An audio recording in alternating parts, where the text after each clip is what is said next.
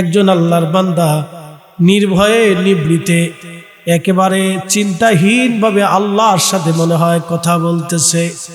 এত স্থিরতার সাথে নামাজ, এত সুন্দর বিনয়ী নামাজ, এতই চমৎকার বিনয়ের নামাজ, এত সুন্দর সেজদা, এমন সুন্দর রুকু।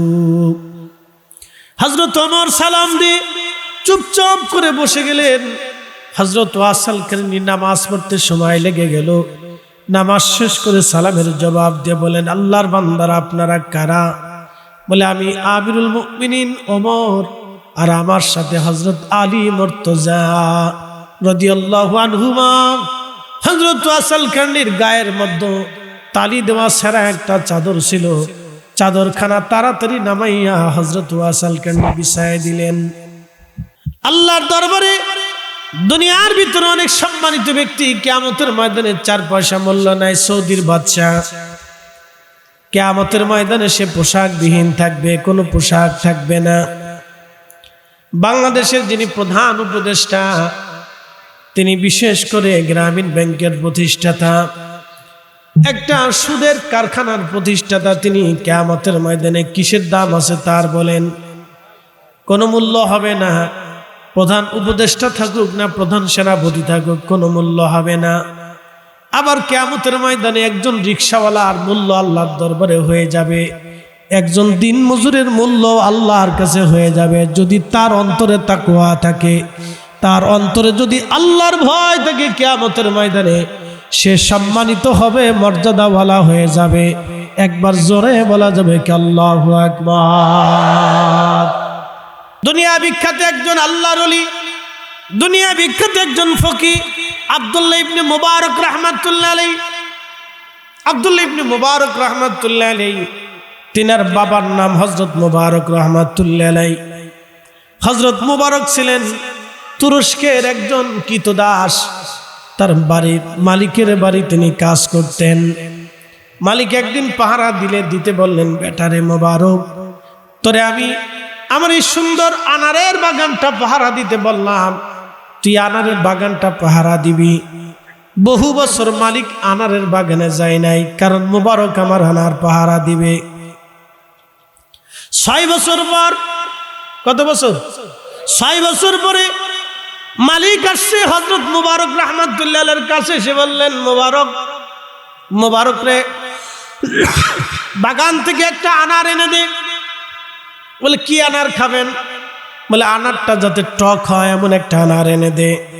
হযরত মুবারক রাহমাতুল্লাহ আনার আনতে গেলেন, আনার নিয়ে আসলেন। আনার আনার পরে মালিক আনার ভেঙ্গে যখন আনার খেতে গেলেন, দেখলেন মিষ্টি। বলল, মুবারক, আনার আনতে বললাম টক, তুই আনলি মিষ্টি, কারণ কি? বলে, মালিক কি করে বুঝবো কোনটা টক কোনটা মিষ্টি? 6 বছর ধরে আনারের বাগান পাহারা দিস, তুই কি জানিস না কোনটা মিষ্টি কোনটা টক? বলে, মালিক মাফ করবেন, 6 বছর আগে আপনি বলেছিলেন আনারের বাগান পাহারা দেওয়ার জন্য, আপনি তো খেতে বলেন নাই, এই জন্য আমি 6 বছরে একটা আনারও মুখে দিয়ে দেখি নাই। আল্লাহ রাসূল বলেন, ওয়াদাউল আমানা, উম্মত আমানত মেরে ফেলবে, ধ্বংস করে ফেলবে আমানত। আমানতের কিছুই থাকবে না। তার বাস্তব প্রমাণ আজকে যদি আপনি দেখেন, কুকুরের কয়টা বাচ্চা হয়? কোন কুকুরের 4টা হয়, 5টা হয়, 8টা 10টা করে বাচ্চা হয়। কিন্তু জীবনে দেখবেন না কোনো কুকুর তার বাচ্চা রেখে পালিয়ে যায়। দুধ না ছাড়া পর্যন্ত কোনো কুকুর তার বাচ্চা রেখে পালায় না। তার নির্দিষ্ট সময় পর্যন্ত এই বাচ্চাটাকে কুকুরে দুধ দেয়, বিড়ালে দুধ দেয়, পশু পাখিরা দুধ দেয়। কোনো গরু তার বাচ্চা রেখে পালায় না, কোনো ছাগলও তার বাচ্চা রেখে পালায় না, কোনো হরিণ তার বাচ্চা রেখে পালায় না, কোনো হিংস্র পশু পাখিরাও বাচ্চা রেখে পালায় না, কোনো পাখি তার বাচ্চা রেখে পালায় না। কিন্তু এই মানব জাতির ভিতরে এমনও কিছু নারী আছে যারা সন্তান রেখে অন্য পুরুষের হাত ধরে পালিয়ে চলে যায়। কথা বলেন ঠিক কিনা? আবার এমনও পুরুষ আছে সন্তান জন্ম দেওয়ার পরে আর কোনোদিনও খোঁজ নেয় না, স্ত্রীর কাছে সন্তান রেখে পালিয়ে চলে যায়। অথবা আগে বিয়ে করেছে, স্ত্রীর সাথে বেমানান হয়েছে, তালাক হয়ে গেছে, আগের পক্ষের সন্তানের কোনোদিন আর খোঁজ খবর নেয় না, তার অধিকারও তারে কখনো ফিরায় দেয় না। এ জাতীয় মুসলমান, এ জাতীয় মানুষটা হলো শুয়োর আর কুত্তার চাইতেও খারাপ। ভাই আমার, আল্লাহ রসুল বলেন মদাউল আমানা, আমানত ধ্বংস হয়ে যাবে। হযরত মুবারক রাহমাতুল্লাহ আলাইহির এই আমানতদারিতা দেখে সেই দিন তার মালিক তার বাড়ির ঘরের ভিতরে যা বলেন, বিবি রে, আমার মেয়েটার জন্য একটা উপযুক্ত পাত্র আমি পাইলাম। বলে কোথায় পেয়েছেন? কোন জমিদারের ছেলে? কারণ মুবারক রাহমাতুল্লাহ আলাইহির শ্বশুর ছিলেন অনেক ধনাঢ্য জমিদার। স্ত্রী বলতেছে, স্বামী, কোন জমিদার আপনি আমার মেয়ের জন্য পাইলেন? বলে, বিবিরে, কোনো জমিদার না, একটা আমানতদার ছেলে আমি পেয়েছি। বলে, সে কে? বলে, আমার বাড়ির চাকর মুবারক। বলতেছে, বলেন কি, চাকরের সাথে মেয়ের বিয়ে দিবেন? বিবি, তুমি জানো না সে এত বড় আমানতদার, এত বড় পরহেজগার। এই ছেলের সাথে আমার মেয়েটার যদি বিয়ে হয়, তাহলে এই মেয়েটা সারা জীবন সুখী থাকবে দুনিয়া এবং আখেরাতে। মোবারক সাধারণ কোনো যুবক না, এই যুবক বয়সে যে এত বড় আমানতদার হয়, এত বড় পরহেজগার হয়, এই ছেলের সাথে আমার মেয়ের বিবাহ দেব, আমরাও মেয়ে বিয়ে দেই। আর সেই জন্য তারাও মেয়ে বিয়ে দিয়েছে। আমরা মেয়ে বিয়ে দেওয়ার সময় আগে দেখি ছেলের অনেক পয়সা করি আছে কিনা, পরে অনেক পয়সা করি দেখে ছেলে মেয়ে বিয়ে দেওয়ার পরে দেখেন ছেলে গাঁজা টানে।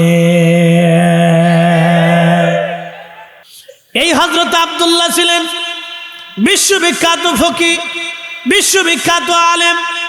ফিকের এমন কোন কিতাব নাই যে কিতাবে তার নাম লেখা না আছে আব্দুল্লাহ ইবনে মুবারক, আব্দুল্লাহ ইবনে মুবারক, আব্দুল্লাহ ইবনে মুবারক। হযরত আব্দুল্লাহ ইবনে মুবারক বলতেছেন, একদিন আমি কাবার চত্বরে বহুদিন ধরে কাবা শরীফে অবস্থান করতেছিলাম, কিন্তু কাবা শরীফে কোনো বৃষ্টি নাই। বৃষ্টির অভাবে দুর্ভিক্ষ লেগে গেল, ঘাস তরু লতা পাতাগুলি মরে গেল, খেজুর গাছগুলি শুকিয়ে যাচ্ছিল, এমনকি পানি পর্যন্ত শুকায় যাচ্ছে, উট দুম্বা ভেড়াগুলি দুর্বল হয়ে যাচ্ছে। হযরত মুবারক রাহমাতুল্লাহ আলাইহি বললেন, দুনিয়ার মানুষে আমি দেখলাম মক্কার মানুষেরা এসে এসে কাবা শরীফ ধরে ধরে দোয়া করতেছিল, কাবা ধরে ধরে দোয়া করতেছিল, কাবা শরীফ ধরে ধরে ধরে ধরে দোয়া করতেছে, কাবা ধরে ধরে দোয়া করে, কিন্তু বৃষ্টি নামে না। সালাতুল ইস্তিসকা কাবার চত্বরে পড়তেছে, কিন্তু বৃষ্টি হয় না। হযরত আব্দুল্লাহ ইবনে মুবারক বললেন, আমি একদিন কাবার মুতওয়াফ থেকে হাজিরা, যে কাবার শরীফের চারপাশে তাওয়াফ করে, এটার নাম মুতওয়াফ, এই জায়গাটুকুন মুতওয়াফ, তাওয়াফ করে হাজিরা। এই মুতওয়াফের বাহিরে এসে, তখন তো এত বিল্ডিং ছিল না, মুতওয়াফের বাহিরে এসে আমি চুপচাপ, মুতওয়াফের বাহিরে আমার থেকে একটু দূরে তার একটা জীর্ণ শীর্ণ চাদর ছিল, এই চাদরখানা মোড়া দিয়া মাথার উপরে ঢেকে দিই, একেবারে চাদর ঢেকে দিই, হাতগুলি চাদরের ভিতরে নিয়ে আল্লাহর দরবারে সে কাঁদতেছে, আর রাব্বি, এতদিন আমি আপনার কাছে আসি নাই আল্লাহ, আজকে আপনার গোলাম আপনার দরবারে হাত বাড়াইছি, আল্লাহ বৃষ্টি দেন, যদি না দেন এই গোলাম আজকে হাত নামাবে না। আল্লাহ, বৃষ্টির অভাবে মক্কার মানুষের কষ্ট হয়, বৃষ্টির অভাবে মক্কার মানুষের কষ্ট হয়, পশু পাখিদের কষ্ট হয়, আল্লাহ বৃষ্টি দেন। আব্দুল্লাহ ইবনে মুবারক বললেন, আমি এমনভাবে বসে আছি যেন সে বুঝতেছে আমি তার কথা শুনি না, তাকে আমি ফলো করতেছি না, কিন্তু আমি তাকে খুব পর্যবেক্ষণ করতেছি, দেখি লোকটা কি করে। ঠিক কিছু সময় পরে দেখি আল্লাহর আকাশে মেঘ জমে গেল। একসাথে বলবেন আল্লাহু আকবার। খোদার আকাশে মেঘ জমে গেল, মেঘ অঝোর ধরে বৃষ্টি শুরু হয়ে গেল, আর সে দোয়া শেষ করে দিয়ে রওনা হয়ে গেল। চিন্তা করলাম, লোকটার ঠিকানা আমার জানতে হবে। আমি তার পিছে পিছে অনুসরণ করলাম, যেতে যেতে বৃষ্টির ভিতরে যেতে যেতে মক্কার গ্রাম অঞ্চলে ঢুকে দেখলাম একজন মুরব্বির বাড়ি সে চলে গেছে, ভিতরে ঢুকে গেল। ওই মুরব্বি বাড়ির উঠানে জল চোখের উপরে বসে আছে। আমি তারে সালাম দিলাম, সালাম দিয়ে আমি তারে বললাম, বাবাজি, আপনার বাড়ির ভিতরে একজন লোক চলে গেল, জীর্ণ শীর্ণ পোশাক, জুব্বাটা তালি দেওয়া, চুল এলোমেলো, চেহারাই মলিনতা। বলতেছে হা, লোকটা হলো আমার বাড়ির গোলাম। বলে আপনার এই গোলামটা আমার কাছে বিক্রি করে দেন। সেই জমানার কথা বলতেছি, 100 হিজরির কথা, 100 হিজরির জমানার কথা বলতেছি। আজ থেকে 1300-1350 বছর আগের কথা বলতেছি। আব্দুল্লাহ ইবনে মুবারক রাহমাতুল্লাহ বললেন, আমি একজন হেরেমের ইমাম হয়ে আপনার কাছে বলতেছি, আপনি গোলামটা আমাকে দিয়ে দেন। তখন মুরব্বী বলল, হে আব্দুল্লাহ ইবনে মুবারক, আমি আপনার নাম শুনেছি, আপনি জগৎ জুড়ে একজন ফকিহ, বিশ্ববিখ্যাত একজন ইমাম। হযরত আপনি আমার দ্বারস্থ হয়েছেন একটা গোলামের জন্য, গোলামের মধ্যে আছে কি? বলতেছে মুরব্বী, গোলামটা আমার প্রয়োজন, আপনি আমার কাছে বিক্রি করে দেন। কি দাম নেবেন? বলতেছে আপনার যা খুশি দিয়ে নিয়ে চলে যান, কারণ আপনি এমন একজন বুজুর্গ আসছেন, কি করে আপনাকে আমি মাহরুম করে দিই? একটা গোলামি তো নিবেন। ঠিক আছে, আমার পছন্দের গোলামটা আপনাকে আজকে দিয়ে দিলাম। আব্দুল্লাহ ইবনে মুবারক গোলামটাকে নিয়ে সাথে করে রওনা দিলেন। প্রতিমধ্যে জোহরের নামাজের আজান পড়ে গেল। গোলাম বলল, হুজুর আসেন আমরা একসাথে নামাজটা পড়ি। আব্দুল্লাহ ইবনে মুবারক বললেন, হ্যাঁ চলো আমরা মসজিদে ঢুকি। দুইজনে মসজিদে চলে গেলেন, নামাজে দাঁড়াইলেন। নামাজ শেষ করার পরে গোলাম ডাকতে বলল, হযরত আপনি কিসের জন্য আমাকে কিনেছেন? হুজুর কি জন্য আপনি কিনেছেন?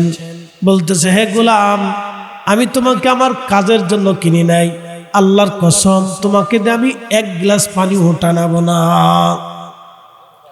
আমি কিনেছি, তোমার একটা হাকিকত আমার কাছে প্রকাশ হয়ে গেছে। তুমি কাবার চতুরের বাহিরে তোমার এই জীর্ণ শীর্ণ চাদর মোড়া দিয়ে বসে আল্লাহর কাছে পানির প্রার্থনা করেছো, বৃষ্টির জন্য দোয়া করেছো মাসের পর মাস। হারামের মানুষ বৃষ্টির জন্য হারাম ধরে ধরে দোয়া করলো, হেরেম ধরে ধরে দোয়া করলো, কিন্তু কাজ হলো না।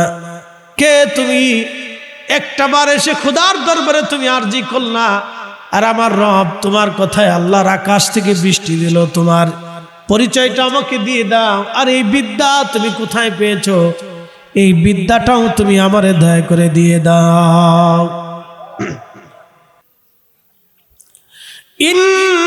ইন্নাল্লাহা মা'আস সাবিরিন।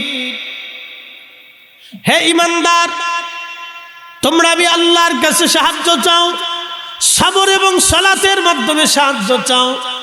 আল্লাহর বান্দা নামাজে দাঁড়িয়ে গেলেন, নামাজ পড়ে হাত বাড়ায় বলেন, রাব্বি আমি জানি বিষয়টা আমার গোপন থাকার কথা ছিল, নিজেকে গোপন রাখতে চেয়েছিলাম আল্লাহ, কিন্তু আজকে তোমার সাথে আমার সম্পর্কের কথাটা প্রকাশ হয়ে গেছে।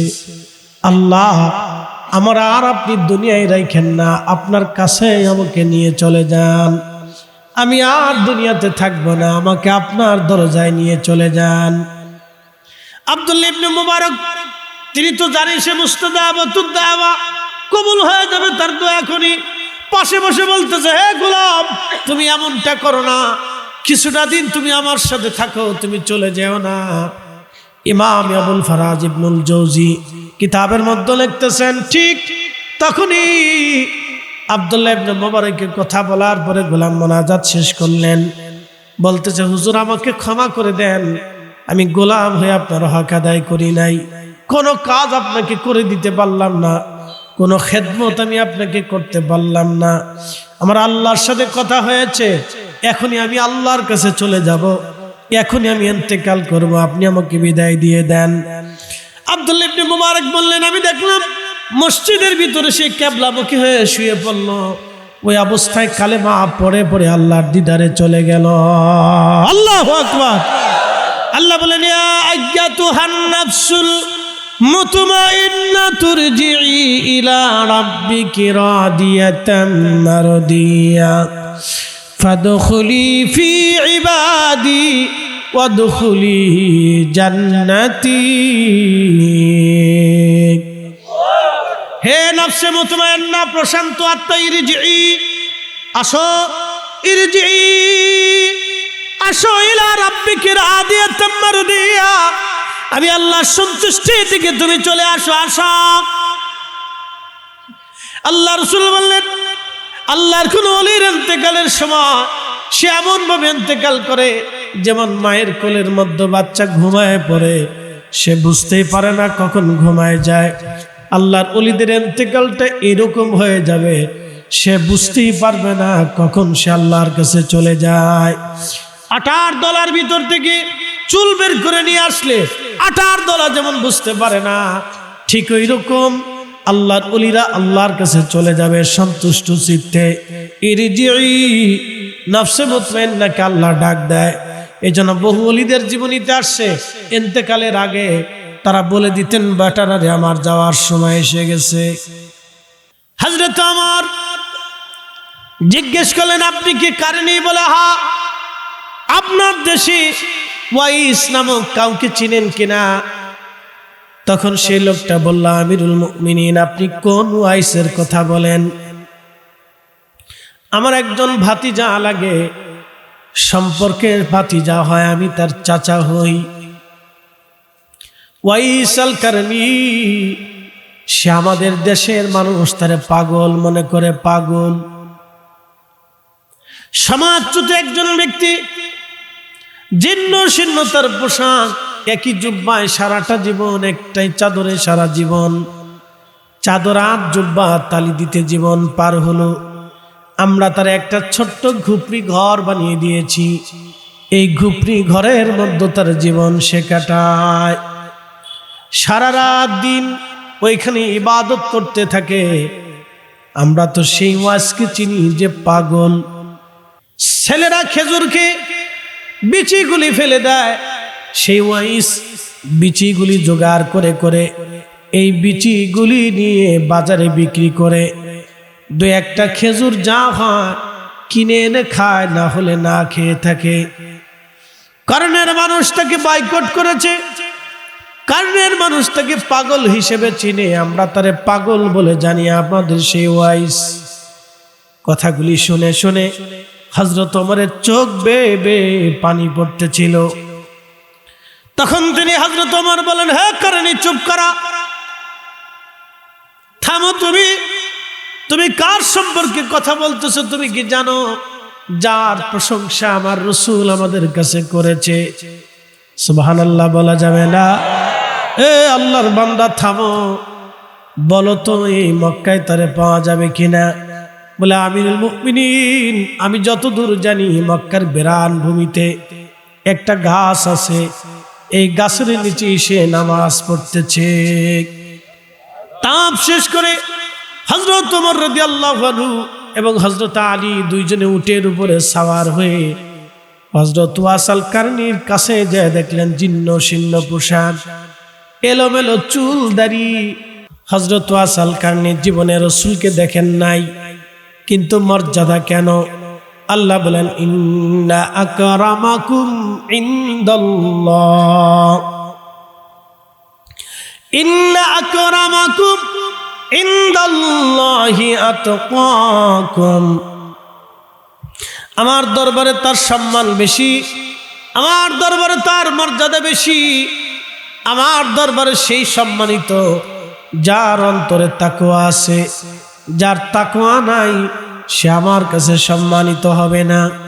কিয়ামতের ময়দানে দুনিয়াতে যারা সম্মানিত, কিয়ামতের ময়দানে বহু মানুষরা সেই দিন লাঞ্ছিত হবে। দুনিয়াতে যারা লাঞ্ছিত, কিয়ামতের ময়দানে এদের ভিতরে অনেক মানুষ সম্মানিত হয়ে যাবে। একসাথে জোরে বলবেন আল্লাহু আকবার। কেন? একটা মাত্র কারণে, ইন্না আকরামাকুম ইনদাল্লাহি আতকাকুম। সম্মানের জন্যই হবে, তাদের অন্তরে আল্লাহর তাকওয়া থাকার কারণে কিয়ামতের ময়দানে তাদের অনেক সম্মান হয়ে যাবে। আচ্ছা বলেন তো, প্রেসিডেন্ট পুতিন কিয়ামতের ময়দানে তার কি দাম আছে? ওসিয়ত করতেন, আর এখন আমাদের মৃত্যুটা হঠাৎ হয়ে যায়। আল্লাহ রাসূল বলেছেন, উম্মত, কিয়ামতের আলামতের একটা হঠাৎ মৃত্যু বাড়বে, হঠাৎ মৃত্যু। এই যে সারা পৃথিবীতে 100 জন মানুষ মারা গেলে 5 জন মানুষ মারা যায় হার্ট স্ট্রোকে।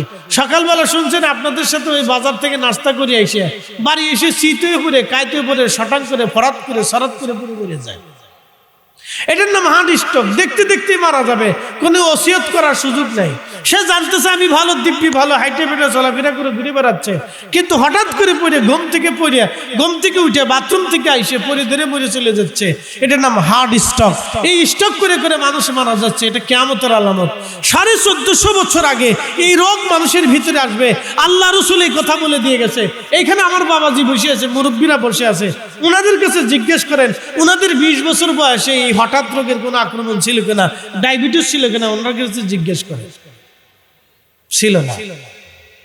বুঝে যান, 1450 বছর আগে আল্লাহ রসুল বলছেন এই রোগ তোমাদের আসবে। ঠিক আসছে, মনে রেখেন, রহমতের নবী যা বলেছে চুল পরিমাণও ডান বান হবে না। যা বলছে তো বলছে, ওটা হবে তুই হবে। আসমান ভেঙে গেলেও হবে, জমিন পুড়ে গেলেও হবে, ওটা হবেই। আল্লাহ রসুল বলছেন ইমাম মাহদি আসবে। যদি আল্লাহর প্রয়োজন হয় তাহলে একদিনকে 1 বছরের সমান বানাইয়া হলেও আল্লাহ আমার মাহাদির দুনিয়াতে পাঠাবে। একসাথে বলবেন আল্লাহু আকবার। তো রসুল যেইভাবে বলেছে ওভাবেই হবে, বলে দিয়ে গেলাম, ওভাবেই হবে, ওভাবেই হবে। আল্লাহ রসুল যেভাবে বলছে সেভাবেই হবে। এগুলি কিয়ামতের আলামত। এই যে ডায়াবেটিস, জিজ্ঞেস করেন ওনাদের 20 বছর বয়সে ডায়াবেটিস নামক কোন রোগের কথা শুনছিল কিনা।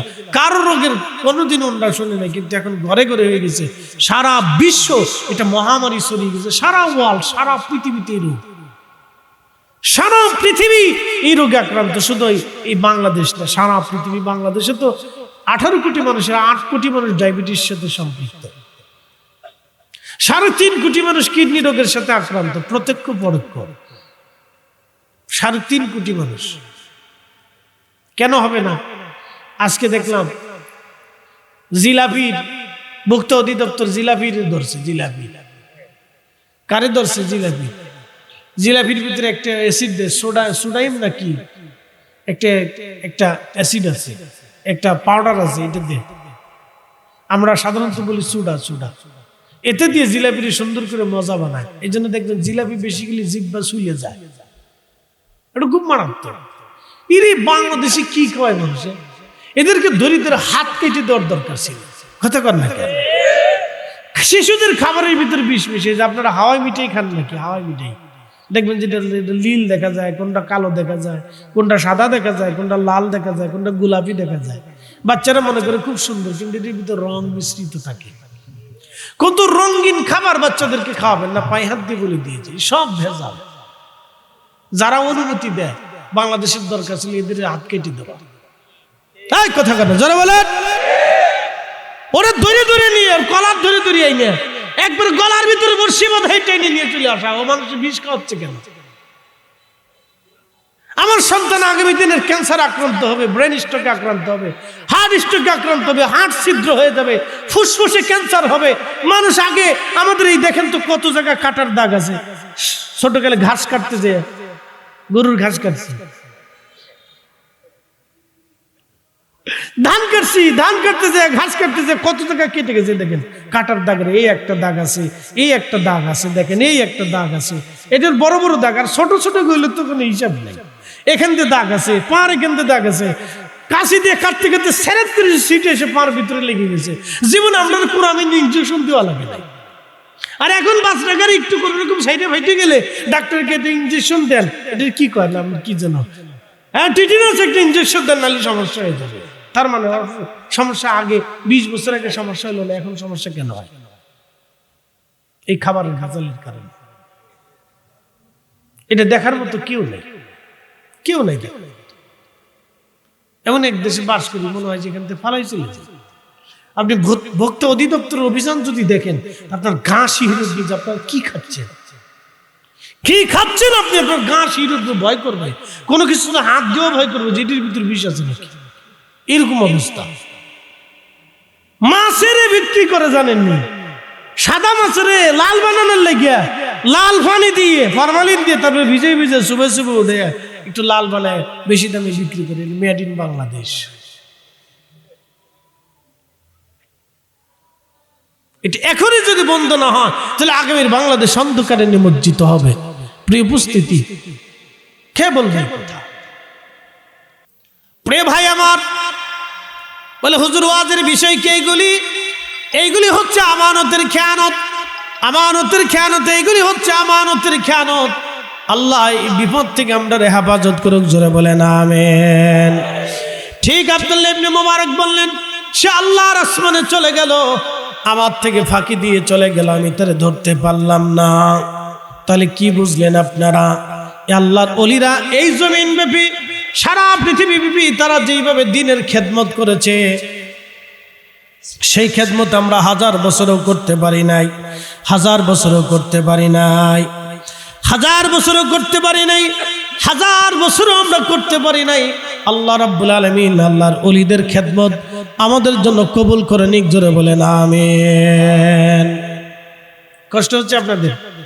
বুঝছি, আমরা যে ঘটনার কথা বলতে চেয়েছিলেন এটা তো সময় কমে গেছে, সাব কেবলার জীবনের একটা ঘটনা আর কি। তো যাই হোক, এদিকে আমি আর আজকে যাব না, যদি আল্লাহ কোনোদিন আরেকদিন আনেন তাহলে আমি সেটা বলবো ইনশাআল্লাহ। তো যাই হোক, আমি আপনাদেরকে যেই কথা বলছিলাম যে প্রত্যেক ওলিরা আল্লাহর কাছে সম্মানিত। বলে কেন? উলাইকা হুম খায়রুল বারিয়া। কিসের কারণে? দুইটা কারণে। ইন্নাল্লাযীনা আমানু ওয়া আমিলুস সালিহা, ইমানে আমলে। একসাথে বলেন ইমানে আমলে, জোরে বলেন ইমানে আমলে, জোরে বলেন ইমানে আমলে, জোরে বলেন ইমানে আমলে। সামনে রমজান আসতেছে, ঈমান মান সামা রমাদানা ঈমানান ওয়া ইহতিসাবান গুফিরা লাহু মা তাকাদ্দামা মিন যামবিহি। যারা ঈমানে ইহতিসাবের সাথে রোজা রাখবে, আল্লাহ তাদের জীবনের সমস্ত গুনাহ মাফ করে দিবে। কিন্তু যে বেটা রোজা রেখে মিছা কথা বলবে, তার রোজার কি অবস্থা হবে? শেষ। যে বেটা রোজা রেখে গীবত করবে, তার রোজার অবস্থা কি? শেষ। যে বেটা রোজা রেখে হিংসা করবে, তার রোজার অবস্থা কি? শেষ। তুলার গুদামে কয়লা রেখে দিলে, তুলার গুদামে আগুনের কয়লা ছেড়ে দিলে তুলার গুদাম যেমন শেষ, মানব জীবনের আমল যতই হোক, অন্তরে হিংসা রাখলে মানব জীবনের আমল শেষ। আবার বলি, তুলার গুডাউনে আগুনের কয়লা ছেড়ে দিলে তুলার গুডাউন যেমন শেষ, মানবের জীবনে সারা জীবনের আমল থাকার পরে অন্তরে হিংসা রাখলে তেমন শেষ। এই রোগে ভুগতেছে আমাদের দেশের বেডিরা, মহিলারা। দুই ভাই 25 বছর একসাথে সংসার করলে কোনো ঝগড়া নাই, বিয়ে করার পরে বিশ্বযুদ্ধ লাগে। এক ভাই আরেকবার চেহারা দেখে না। সব দোষ হলো শয়তানের, বেডিকার দোষ দেওয়া যাবে না। ওটা দিলে আমার রান্না বান্না শেষ। মহিলাদের দোষ দেওয়া যাবে না, এরা খুব বুজুর্গ, সব রাবিয়া বসরির মতো ওলি আল্লাহ। বাপ রে বাপ, কি তো বুজুর্গ রে বাপ, কত যে হিংসা ফেটের ভিতরে এখানে জমে থাকে আল্লাহ জানে। আল্লাহ ছাড়া আর কেউ জানে না। আল্লাহ আমরা হেফাজত করুক, জোরে বলে না আমিন। তো রমজান আসতেছে, অনেক বড় ভাগ্য।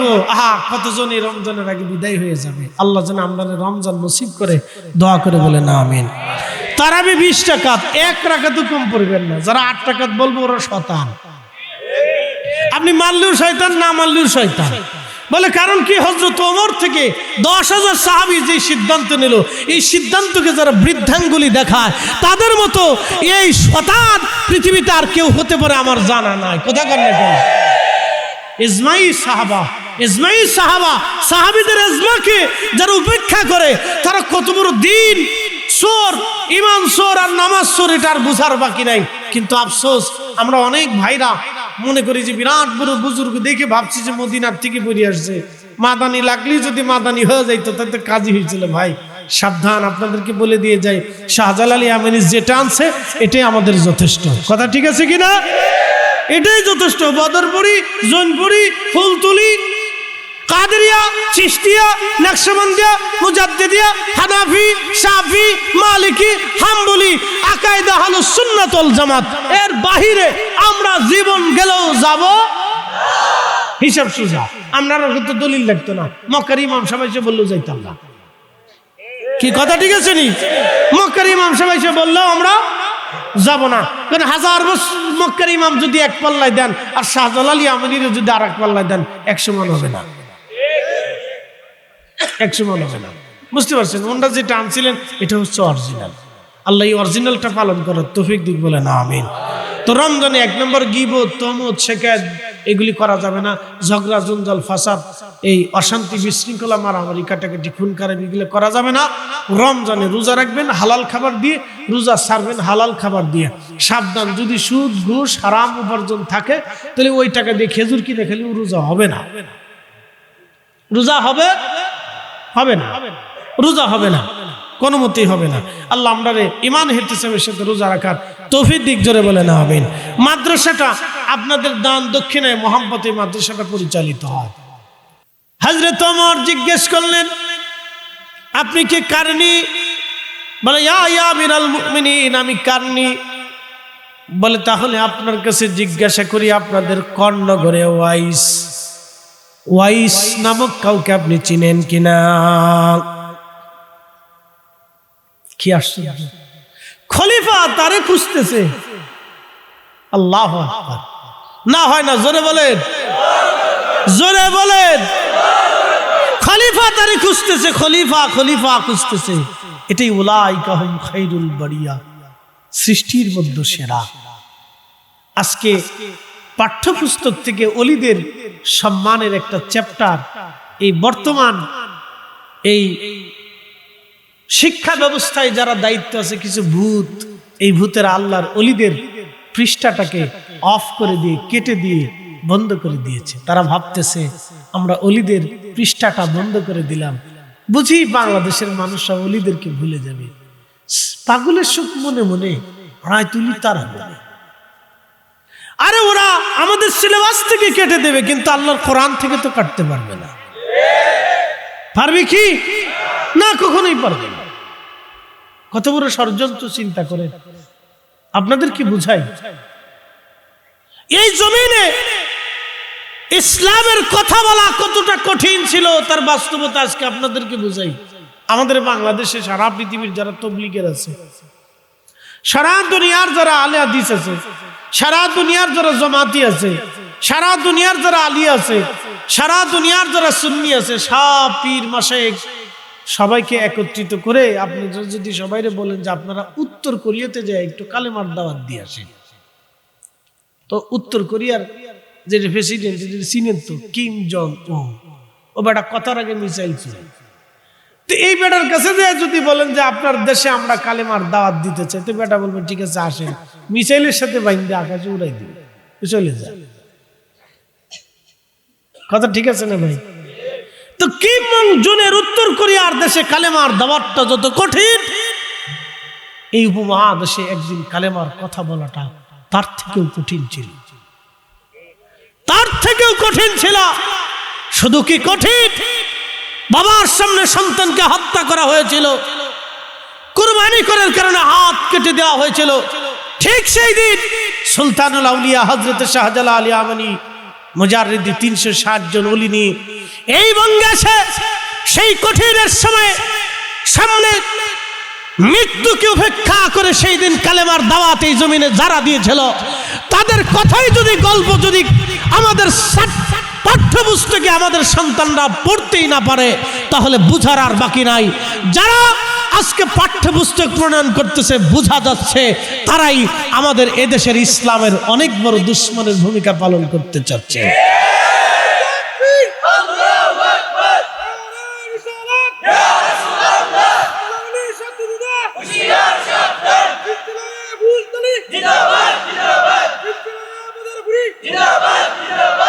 আমরা যখন বলবো তখন এরা বলবে এরা মাজার পূজারী, এরা বুঝে কি? কথা ঠিক আছে না ভাই? যে জাতি তাদের পূর্বপুরুষের অবদানকে অস্বীকার করে, সেটা তো কোনো জাতি না। কি কথা ঠিক আছে না? যে জাতি তার পূর্বপুরুষের অবদানকে অস্বীকার করে, সেটা কোনো জাতি না। ও কিসের জাতি? সে তো নাফরমান। যে সন্তান তার বাপ দাদার স্মরণটাকে, বাপ দাদার সেই কর্মটাকে অস্বীকার করে, বাপ দাদার অবদানকে যারা অস্বীকার করে, সে সন্তান কিসের সন্তান? এটা তো নাফরমান সন্তান। তো যে জাতি তার আকাবিরদেরকে অস্বীকার করে, তো সে জাতি কিসের জাতি? আপনি আমার কি দিন বুঝাইতে চান? আহা, বুঝতে হবে। একটা কথার উপর ভিত্তি করে হযরত ওমরের মতো খলিফা 10টা বছর একজন ব্যক্তিকে খুঁজছে। মানুষ তাকে মজ্জুব মনে করত, পাগল মনে করত।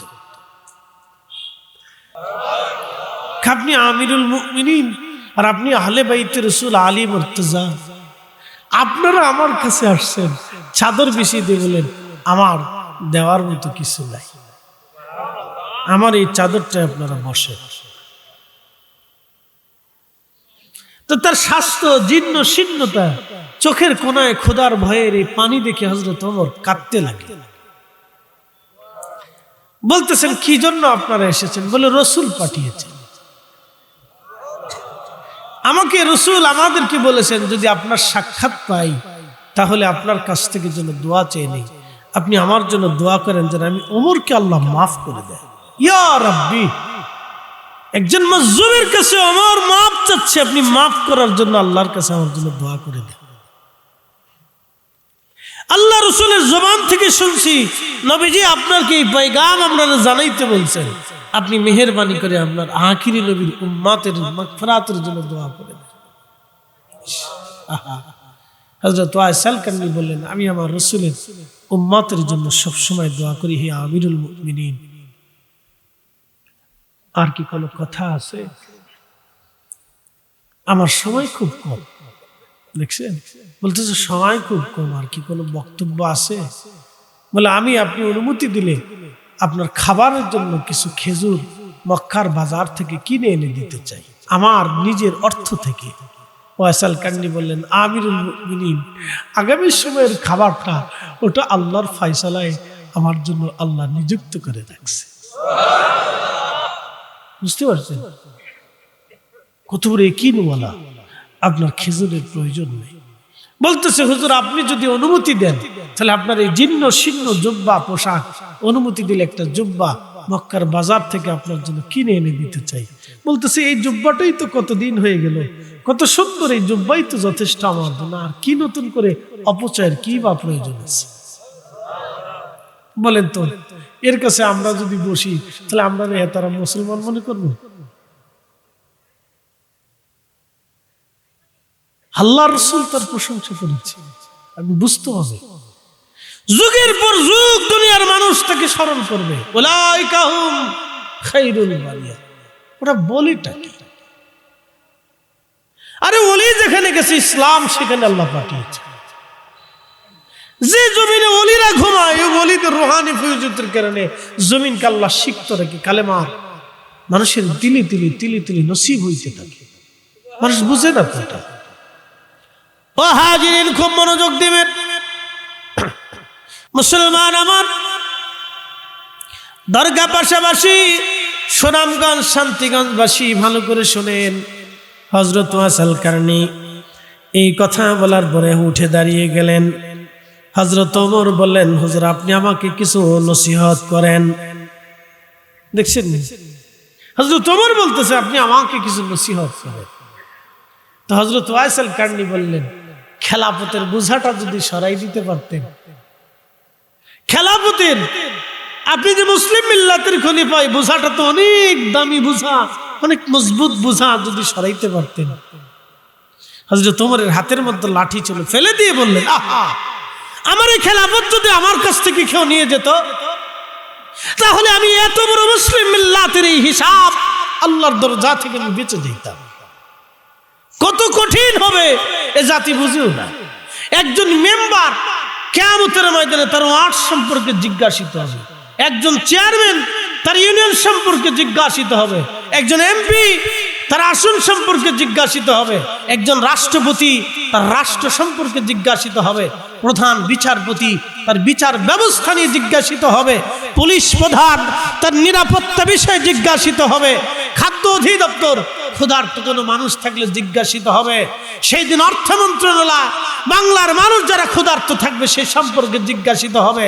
কিয়ামতের ময়দানে প্রধানমন্ত্রীকে আল্লাহ দাঁড়া করে রাখবে, 18 কোটি মানুষ মামলা করবে, রাব্বি দুনিয়ার ভিতরে এরা আমার হক মেরে খেয়েছিল, এরা আমাদের অর্থ মেরেছিল, আমার অর্থ মেরেছিল, টাকা মেরেছিল, নিরাপত্তা মেরেছিল, আমার সম্পদ মেরেছিল, আমার চিকিৎসা নষ্ট করে দিয়েছিল। ভিখারি সেই দিন বলবে আল্লাহ আমি তো ভিক্ষাই করতাম, রাষ্ট্রের অধিকার দায়িত্ব ছিল আমার ভিক্ষাবৃত্তি থেকে আমার জন্য উপযুক্ত ভাতার ব্যবস্থা করে দেওয়া দেয় নাই। অন্ধ বলবে রাব্বি আমি অন্ধ ছিলাম, আমার অন্ধত্বের জীবনে রাষ্ট্রের দায়িত্ব ছিল আমার পেটে খাবার, আমার ঘর তৈরি করে দেওয়া, আমার নিরবিচ্ছিন্ন চিকিৎসার ব্যবস্থা করা, রাষ্ট্র দেয় নাই। এতিম বলবে রাব্বি, আমি এতিম ছিলাম, রাষ্ট্রের দায়িত্ব ছিল আমার সম্পদ আমাকে বুঝাই দেওয়া, আমার ঘর দেওয়া, আমার নিরাপত্তা দেওয়া, আমার চিকিৎসা দেওয়া, আমার লেখাপড়া দেওয়া, রাষ্ট্র দেয় নাই। সেই দিন বিধবা বলবে রাব্বি, দুনিয়াতে আমার অধিকার ছিল, আমার স্বামী ইন্তেকাল করেছিল, আমি সন্তান নিয়ে এতিম বাচ্চা নিয়ে আমি কষ্ট করেছিলাম, রাষ্ট্র আমাকে নিরাপত্তা দেয় নাই, রাষ্ট্র আমাকে খেতে দেয় নাই, রাষ্ট্র ঘর দেয় নাই, রাষ্ট্র আমাকে চিকিৎসা দেয় নাই। আল্লাহ এগুলি আমাদেরকে বুঝিয়ে দিয়ে তাদেরকে বেহেশত দিতে বলেন। কতজন হিসাব করে দেখে যান। ইস, সোজা বুঝিয়ে দিয়ে দিত। এই জন্য পৃথিবীর কোন ওলির জীবনে দেখেন নাই রাষ্ট্রের ক্ষমতা নিত, ওলিরা রাষ্ট্র দিয়ে দিতে বল, তোমরা সালাও। একসাথে করল আল্লাহু আকবার। না হয় না, আরেকটু জোরে বলেন, আরো জোরে। আচ্ছা বলেন তো, সাপ যদি কোনো আসনে দাঁড়াইতেন, বাংলাদেশের এমন কোন বেড়ার ঘরের বেড়া আছে ওনার সাথে লড়াই করে জিতত? হ্যাঁ, কোন মার পুত ছিল? জীবনেও না। কোন মার গর্ভ থেকে কোন সন্তানের জন্মই হতো না বাংলাদেশে ওনার সাথে ভোটাভুটিতে জিত। হ্যাঁ, বুঝলেন? প্রিয় উপস্থিতি হাজিরিন, খুব মনোযোগ দিবেন, জোরে একসাথে বলেন, একসাথে বলেন, আরো জোরে বলেন। আমি মালয়েশিয়াতে মালাক্কার চাইনিজদের প্রথম মসজিদ দেখতে গেছি। চিন্তা করলাম আমাদের মসজিদটার দিকে আসে, তো চাইনিজদের প্রথম মসজিদ দেখিয়েছে। চাইনিজরা দেখবেন কাঠ দিয়ে খুব চিঙ্কু পুঙ্কু বাড়ি বানায়। হ্যাঁ, ওদের বাড়িও চিং পং পুং পাং এরকম আর কি, ওদের নামও এরকম, ওদের বাড়িও সেরকম। তো এই বাড়ি ওইরকম, মসজিদটাও ওইরকম করে কাঠ দিয়ে এরকম সিস্টেম করে একবারে বানাইছে। ওদের বাড়ির মধ্যে সিস্টেম করে মসজিদ বানাইছে, দেখতে ভালোই দেখা যায়।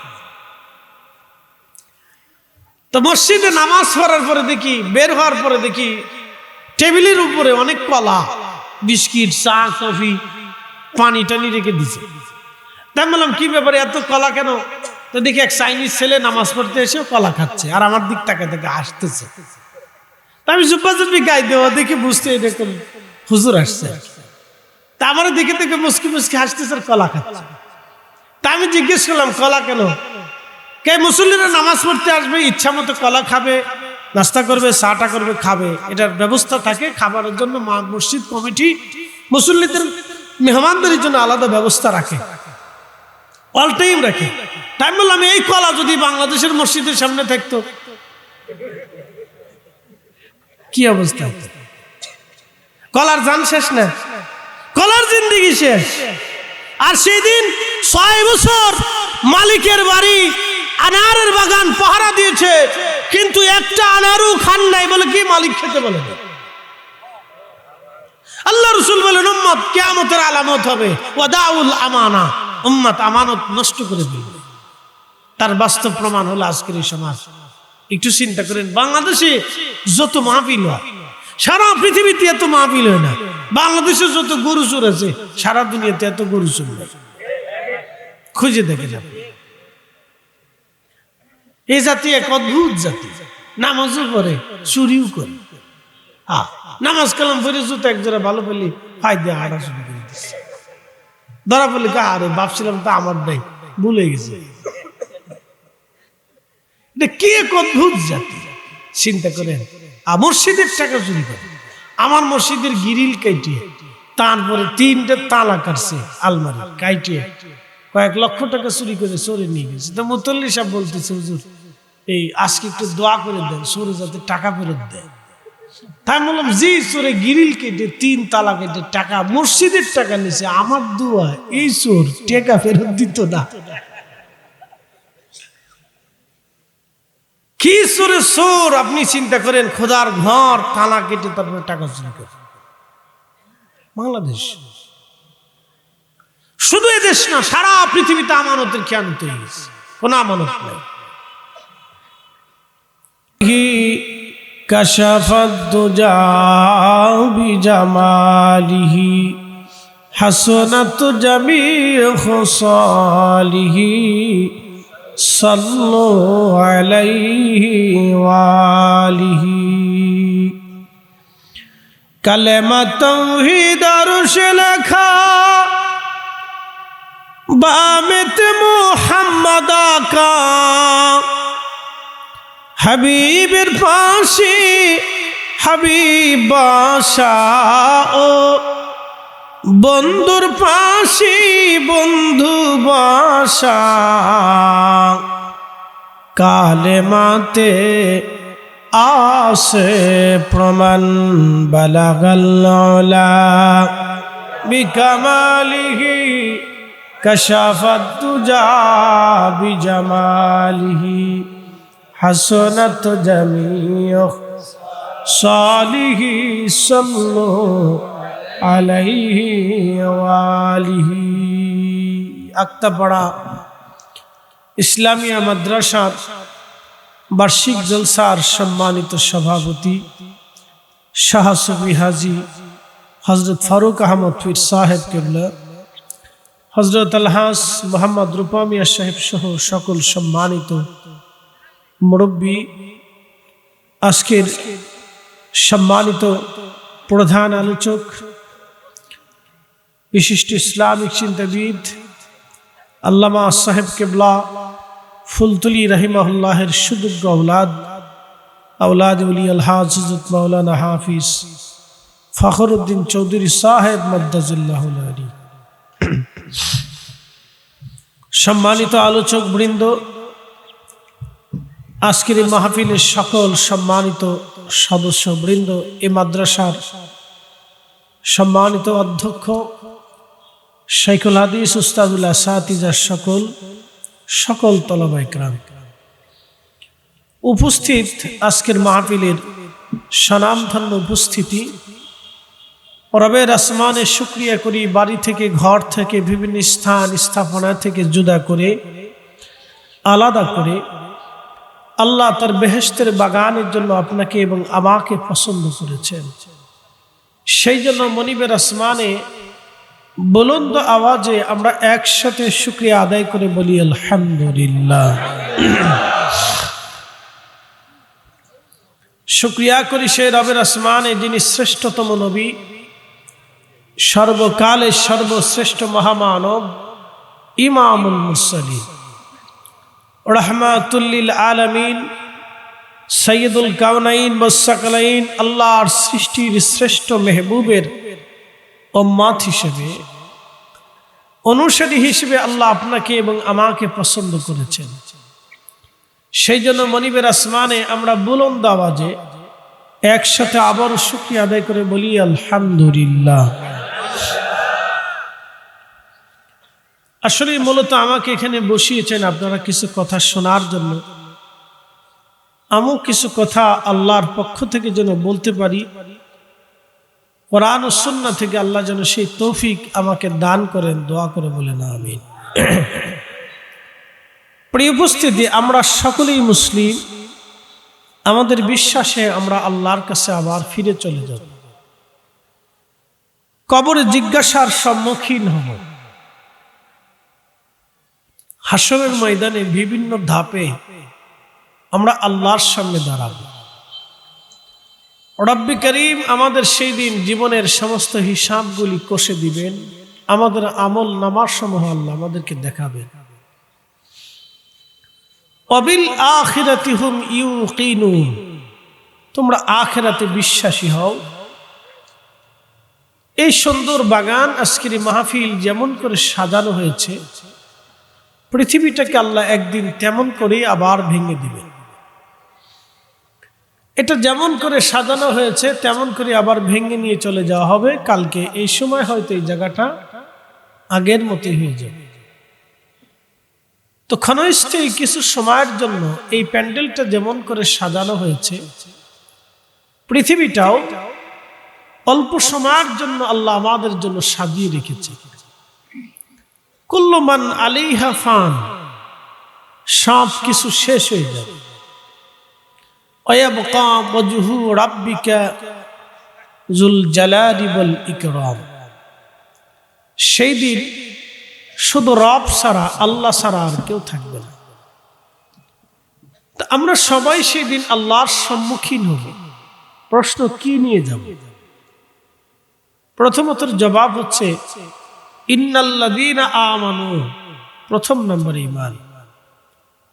দ্বিতীয় নম্বর ওয়া আমিলুস সলিহাত, নেক আমল। দুইটা জিনিস যাদের মধ্যে থাকবে, উলাইকা হুম খায়রুল বারিয়া, তারা হবে সৃষ্টির শ্রেষ্ঠ। আজকে এখানে আপনারা আমাকে সম্মানিত করেছেন, এই সম্মানের যোগ্যতা আমার নাই, তারপরও আপনারা আমাকে বসিয়ে কিছু কথা শোনার জন্য আনছেন, কারণ আমি সাজিয়ে গুজিয়ে কথা বলতে পারি, সেই জন্য দাওয়াত দিচ্ছেন। আমার থেকেও বিজ্ঞ বিজ্ঞ অনেক আলেম জ্ঞানী গুণী বাংলাদেশে আছে, কিন্তু আমি সাজিয়ে গুজিয়ে বলতে পারি, সেই জন্য আপনারা আমাকে দাওয়াত দিচ্ছেন। কথা শুনতে ভালো লাগে, বুঝতেও সুন্দর হয়, এই জন্য দাওয়াত দিচ্ছেন। যদি সাজিয়ে গুজিয়ে বলতে না পারতাম তাহলে আপনারা আমাকে এখানে দাওয়াত দিতেন না।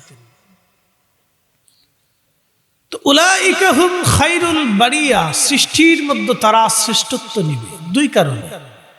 এক নম্বরে ঈমান, দুই নম্বরে আমল। শাহজালাল ইয়ামানী আজকে দুনিয়াতে নাই।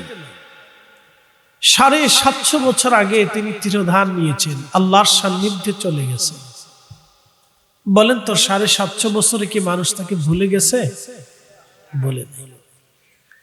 এই 750 বছরে বাংলাদেশে অনেক রাজা, বাদশা, আমির, ওমরা কত জোর আসছে, মানুষ কিন্তু তাদেরকে ভুলে গেছে। কথা ঠিক আছে না? আমির ওমরা অনেক আছে। 750 বছরের ইতিহাসে অনেক আমির ওমরা বাংলাদেশে আসছে, এদেশ শাসন করছে।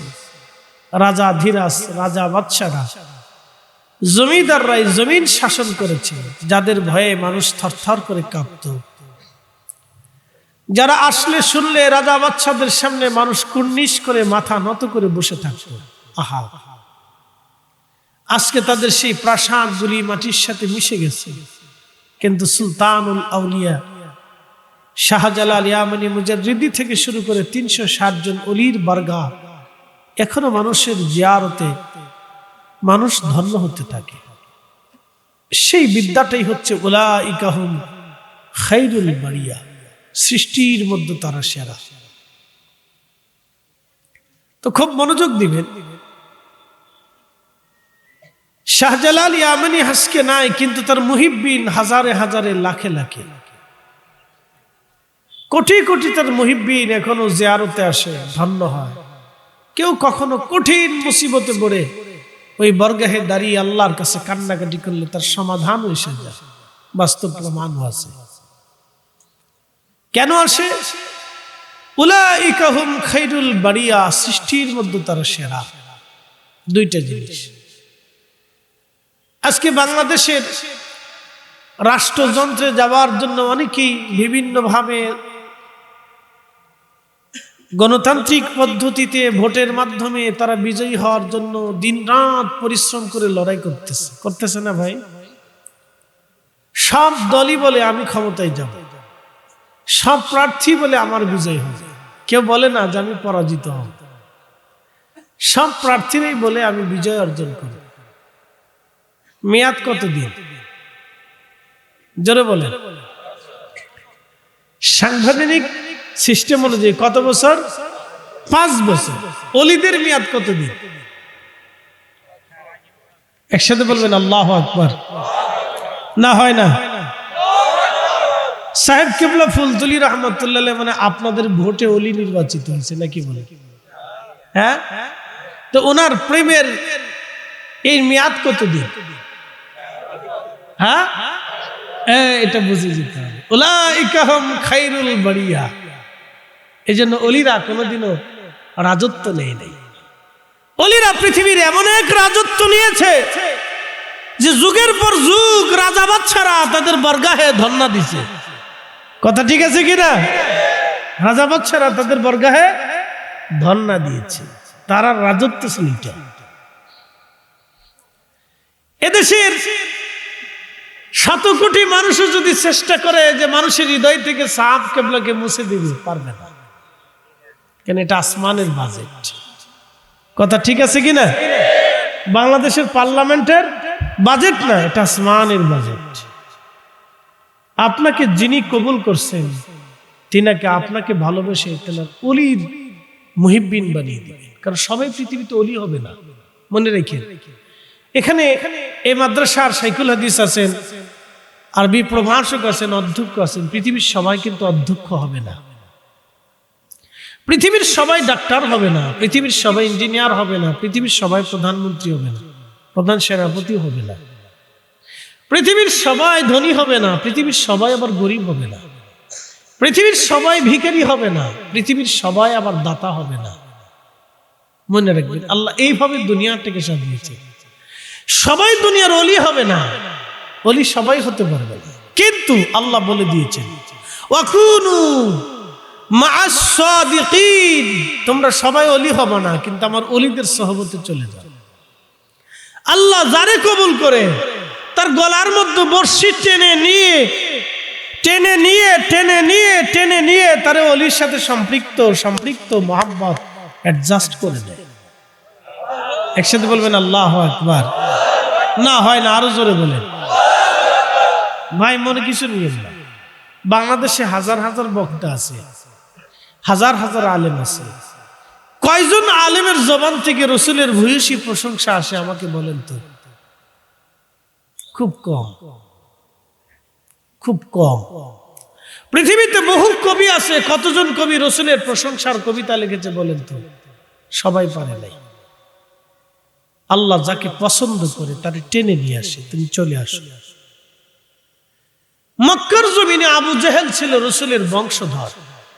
ওতবা, সাইবা, মুগিরা, আবু লাহাব তো রসুল করিমের আপন চাচা, কিন্তু নসিবে হলো না। নসিবে হলো না। নসিব হলো কার? বেলালের। আহা, নসিব হলো কার? আবু যর গিফারির।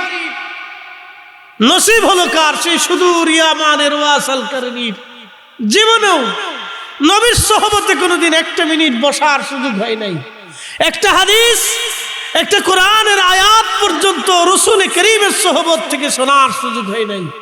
বহু দূর থেকে এশকে রসুল দিয়ে সে আল্লাহ রসুলকে পেয়ে গেলেন। শুধু পেলেনই না, সহিহ মুসলিমের কিতাবু ফাযাইল ওয়া সাহাবিন নবী বাবু ফাদাইল ওয়াসাল কারণীর ভিতরে ইমাম মুসলিম রাহিমাহুল্লাহ বিশুদ্ধ সনদে লিখলেন, আল্লাহ রসুল তার প্রশংসা করতে যায় বললেন, সাহাবীরা, হযরত ওমর, যদি কোনোদিন তুমি তার সোহবত পাও তাহলে তোমার মাগফিরাতের জন্য তার কাছ থেকে দোয়া চেয়ে নি। এই বিদ্যাই সেই বিদ্যা। উলাইকা হুম খায়রুল বারিয়া ওয়াসাল কারণীর আজকে একটাও হাদিস তার সনদ থেকে বর্ণিত নাই। কোরআনের একটা আয়াতের তাফসীরও তার থেকে নেই। কিন্তু যুগে যুগে এই উম্মত যতদিন থাকবে ওয়াসাল কারণীর গল্প সন্তানকে শোনাইতে থাকবে। কি কথা কন না কেন? উনি কি কোনো দেশের বাদশা ছিল? বাদশা ছিল না। ওনার জীবনী যদি শুনেন আপনি থ হয়ে যাবেন। এই হাদিস শোনার পরে হযরত ওমর দিক বিদিক ধরে 10টা বছর আরবের তন্ত্রে তন্ত্রে অঢন্দে রন্দে হযরত ওয়াসাল কারণীকে খুঁজে বেরিয়েছেন, কিন্তু পান না। জীবনের শেষ হজ ইমাম আবুল ফারাজ ইবনুল জৌজি তার উইনুল হিকায়াতের মধ্যে লিখছেন, জীবনের শেষ হজের সময় হযরত ওমর রাদিয়াল্লাহু আনহু তাওয়াফ করতেছিলেন। তো তাওয়াফরত অবস্থায় হযরত ওমর বললেন, ও হাজিরা, আপনারা সবাই ইয়ামানি হাজি ব্যতীত সমস্ত হাজিগণ বসে পড়েন। তো খলিফার নির্দেশ, সমস্ত হাজিরা বসে পড়ল। কয়েকজন ইয়ামানি হাজি দাঁড়িয়ে রয়েছে। জিজ্ঞেস করলেন, আপনাদের মধ্যে কারনি কেউ আছেন? যিনি কারনি হাজি আছেন তিনি বসে পড়েন, বাকিরা যিনি কারনি হাজি আছেন তিনি দাঁড়িয়ে থাকেন, বাকিরা বসে পড়েন। তো একজন দাঁড়িয়ে রয়েছে।